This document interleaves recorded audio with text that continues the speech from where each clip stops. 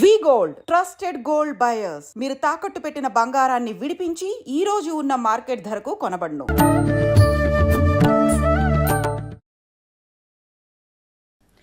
నమస్కారం, welcome to I dream. ధర్మ మార్గం విత్ విజిత కార్యక్రమానికి స్వాగతం. ప్రస్తుతం మనతో పాటు ఉన్నారు ప్రముఖ ఆధ్యాత్మికవేత్త, శ్రీ విద్యా ఉపాసకులు, ఎంతో మందికి మంత్రోపదేశం చేసిన గురువుగారు. ఆయన మంత్రోపదేశం కోసం, ఆయన ఉపాసన శిక్షణ ఇవ్వడం కోసం ఎంతో మంది ఎదురు చూస్తూ ఉంటారు. ఇప్పటికీ ఎంతో మందికి ఆయన ఇప్పటికే మంత్రదీక్షను ఇవ్వటం జరిగింది. ఇప్పుడు వారితో మాట్లాడి మనం మంచి మంచి విషయాలు తెలుసుకునే ప్రయత్నం చేద్దాం. వారే గురు కరుణామయ్య గారు. ఇప్పుడు వారితో మాట్లాడిద్దాం. నమస్కారం గురుగారు. నమస్కారం. బాగున్నారా? బాగున్నాను, మీరు ఎలా ఉన్నారు? అమ్మదే వల్ల బ్రహ్మాండంగా అంతే, మీరు ఆ మాట అనగానే మాలో జోస్ వచ్చేస్తుంది. గురుగారు, ప్రతి ఒక్కరు కూడా అనుకుంటారు, అంటే భగవంతుణ్ణి ఎంతో భక్తితో పూజిస్తాము, మనసులో అంటే కోరికల కోసమే అని కాకపోయినా ఖచ్చితంగా భగవంతుడు ఉన్నాడు, మాకు ఆయన ఆ కోరిక నెరవేరుస్తాడు, ఆ కష్టం నుంచి గట్టెక్కిస్తాడు అని చెప్పి వేడుకుంటాం, చేయాల్సిన విధానం అంతా ఆచరిస్తాం. కానీ ఆ విధానాన్ని తీర్చే ముందు, మన సంకల్పం నెరవేర్చే ముందు అమ్మవారైనా సరే, స్వామి అయినా సరే చాలా పరీక్షలు పెడుతుంటారేమో అనిపిస్తుంది. నిజంగా అలా పరీక్షలు పెడుతుంటారంటారా? పరీక్షలు పెట్టి అవి పూర్తయిన తర్వాతే ఆ కోరిక నెరవేరుతుందంటారా? ఇది అంటే నాకు కూడా అనిపించింది పర్సనల్ గా చాలా సార్లు. ఇది వాస్తవం అంటారా? అసలు ఏంటి? మేము మామూలుగా ఆలోచిద్దాం, ఇలా హెవీ టాపిక్ ని చిన్నపిల్లల్లా ఆలోచిద్దాం. తప్పకుండా. ఆటో క్లాస్ చదివి వాడికి పరీక్ష పెడతారు. అవును. ఏబిసిడీలో ఏదో. అవును. పోస్ట్ గ్రాడ్యుయేషన్కి వెళ్ళి వాడికి పరీక్ష పెడతారు. ఆటో క్లాస్ వెళ్ళేవాడు మామూలుగా ఏదో హలో హలో అని దేవుని పలకరించి ఒక అగరబత్తి వెలిగించేవాడు అనుకోండి.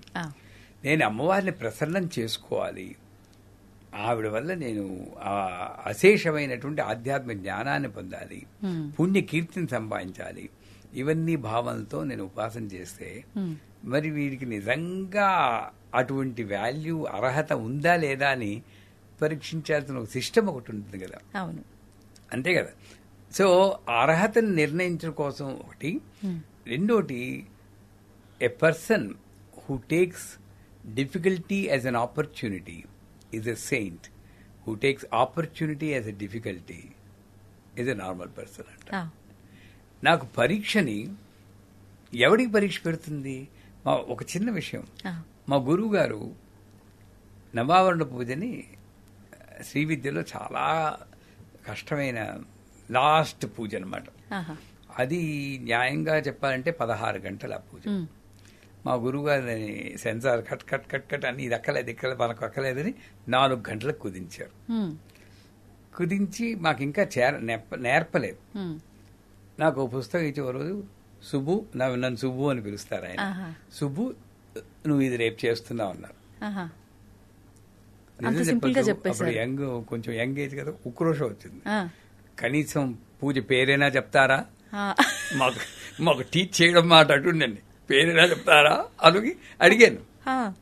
దీన్ని నవావరణ పూజ అంటారు, శంకరాచార్య వాళ్ళు పీఠంలో వాళ్ళు చేస్తారు.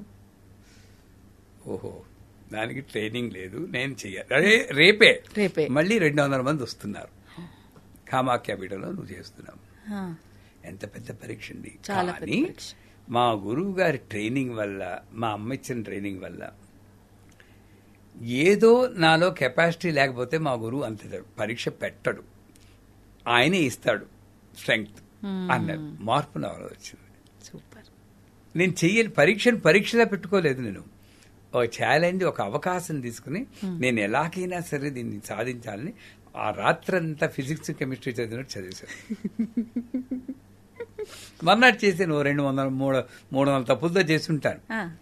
బట్ ఎలా చేసేవు అన్నది కాదు ముఖ్యం సుబ్బు, చేసేవా లేదా అన్నది ముఖ్యం, అది నేర్చుకో అన్నారు తర్వాత నెక్స్ట్ డే గురువు గారు.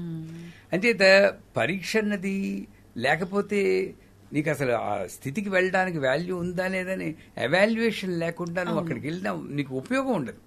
ఇప్పుడు రామదాసే ఉన్నాడండి, రామదాస్ లైఫ్ మామూలుగా ఒక గుడి కట్టేశారు అనుకోండి, ఎక్కడైనా ఇంత గుర్తుంచుకోరు కదా. ఎంతో మంది గుళ్ళు కట్టారు. ఎందుకు గుర్తుంచుకుంటున్నాం? తానీషా అతను జైల్లో పెట్టి ఫాట్ పని కొట్టి, మరి అది పరీక్ష కదండి. పైగా ఈయనేమో పిలుస్తుంటే ఈయనకి దర్శనం ఇవ్వకుండా వెళ్ళి తానీషాకి దర్శనం ఇచ్చాడు. అక్కడ మళ్ళీ ఇంకో పరీక్ష. ఆ పరీక్షలో ఒకసారి బ్యాలెన్స్ తప్పి ఎవడబ్బా సొమ్మని కులుకుతూ ఉన్నావు నోరు జారి అనేసాడు. అనేసి వెంటనే గుర్తొచ్చి దెబ్బల కోరవలేక అబ్బా అని పిలిచాను ఎవరుకోక ఆయన పోయి తెలుసుకున్నాడు తన తప్పుని. అంత చనువు ఉండేది ఆ తరంలో. భగవంతుడంటే ఒక ప్రత్యేక రూపం కాదు, నాలో ఒక భాగం అన్న ఆ క్లోజ్నెస్ ఉండేది. అంచేత పరీక్ష అమ్మ అనుగ్రహం దగ్గరికి వెళ్ళి కొలిది 100% ఏదో రకంగా ఒక బంగారమే ఉందండి. బిస్కెట్ లా ఉంటుంది. బిస్కెట్ ఏం చేస్తారండి, తింటారా? మరి నగేసుకోవాలా? నగేసుకుంటే కొలిమిలో కాల్చాలా?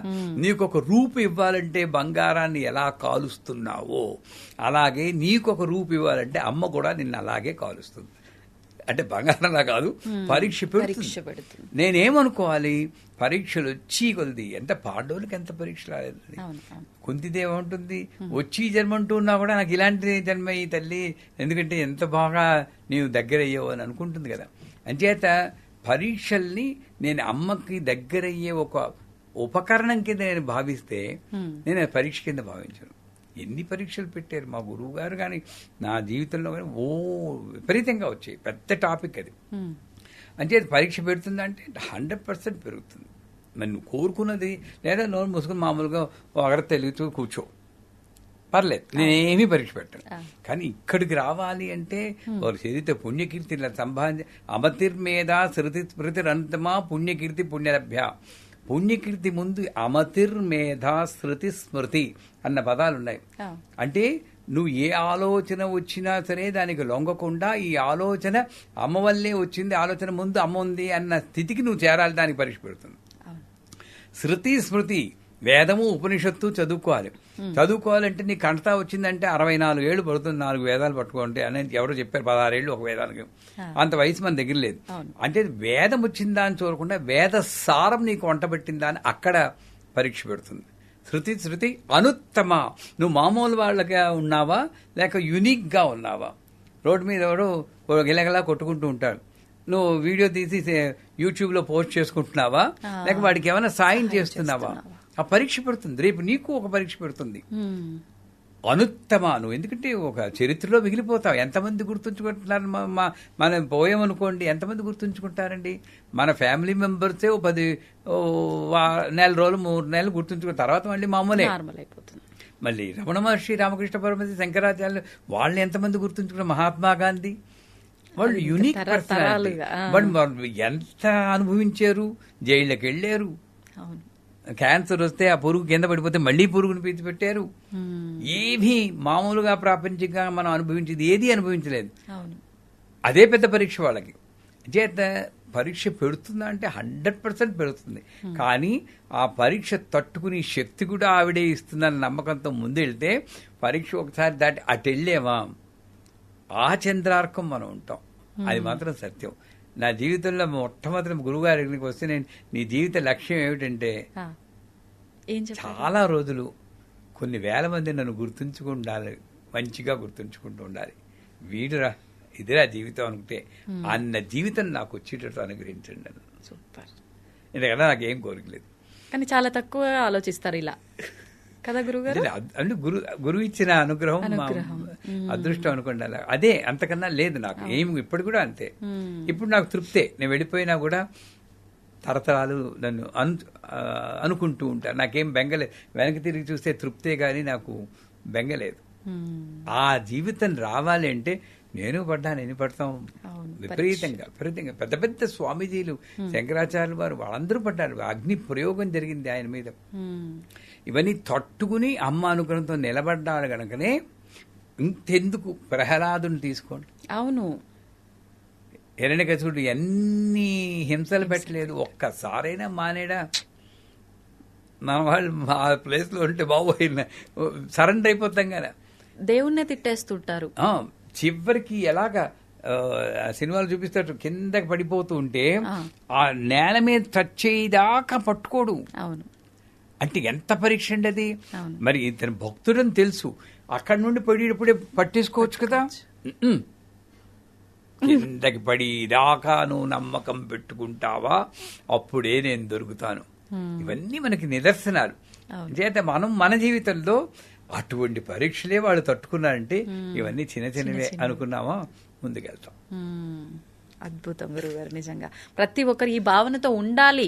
నిజంగా ఇప్పుడు ఇది వినగానే అనిపిస్తుంది వెంటనే ఇది పాటించాలి, ఇలాగే ఉండాలి అని. మరో క్షణం నార్మల్ ఇలా అయిపోతుంది. అంటే అందరూ శ్మశాన వైరాగ్యం, ప్రసూతి వైరాగ్యం, పురాణ వైరాగ్యం ఇలా వైరాగ్యాలు ఉండకుండా నిజమైన వైరాగ్యం మనం అలవర్చుకోవాలి అని ఒక దృఢ సంకల్పం ఉంటే చాలు, ఆవిడ అనుగ్రహంతో అదే వచ్చేస్తుంది. సంతోషం గురుగారు, ధన్యవాదాలు. ధన్యవాదాలు.